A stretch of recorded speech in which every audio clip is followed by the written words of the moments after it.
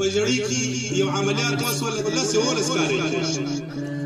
هغه کالو چې د دې مخکې کال په مرجع کې عملیات وسول په هلمند کې ډېر غټ عملیات امریکایانو وکړل دا بل کال په ژړۍ کې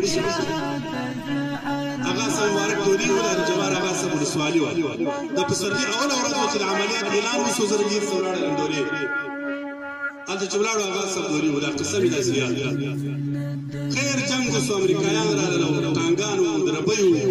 په هغه جنگ کې امریکایانو غټ مشران مردار سره ولاړل ما بین زو وته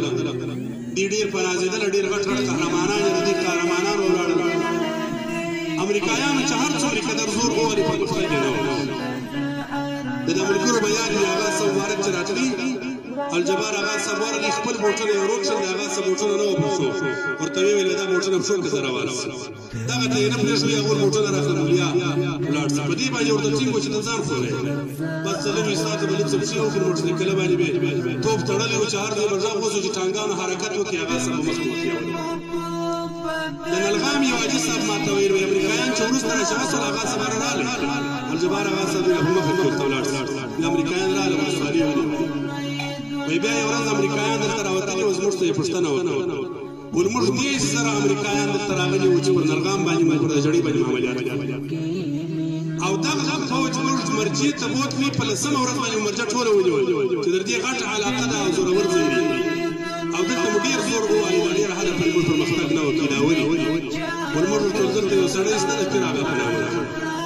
چې دغه سړی در ستلی نه وای یا موجري نه وای ولاکه پوښه دا د ټول نړۍ د کفارو په سترګو افتخار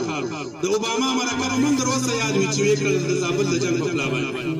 د هغه سبب کې د امریکې مشر مرکه وکړه د ټولې دنیا د ټولې نړۍ د کفارو سترګو افتخار ما بله ورځ ملګرو ته ویل ما زموږ اکثر مشران داسې وو صحیح دی د دې مشرتابه حق و زه به دې باندې عیب نه پر وایم چې جنګ به شروع نو د اکثر مشران د مجاهدینو پیژني بس داسې و چې ورته به ناست و قمنده به د مشر کار و نور به مجاهدین جنګېدل خو واحد سړی هغه صاحب مبارک و چې جنګ به کېدي اول به دی و چې هغه ځای ته به ځان رسوي او د دې سړی نه و چې پلادی ځان را شاته کړي چې تاسو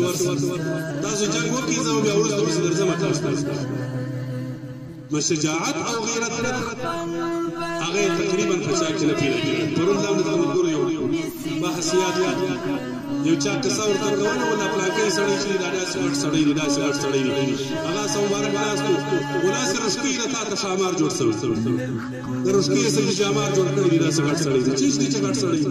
یو له رشکۍ دا به هغه سم مبارک د یو غیرت خاوند د یو غیرت ټوټه یقینا غیرت یې کفر او اسلام قایل د هغه صاحب په غیرت باندې دښمن هم قایل و چې دا غیرتمند سړی دوست یې قایل و چې قایل و دښمنانو یې هم د غیرت لحاظ ساتي او دا به ویل چې دا یو غیرتمند سړی شهادت نجات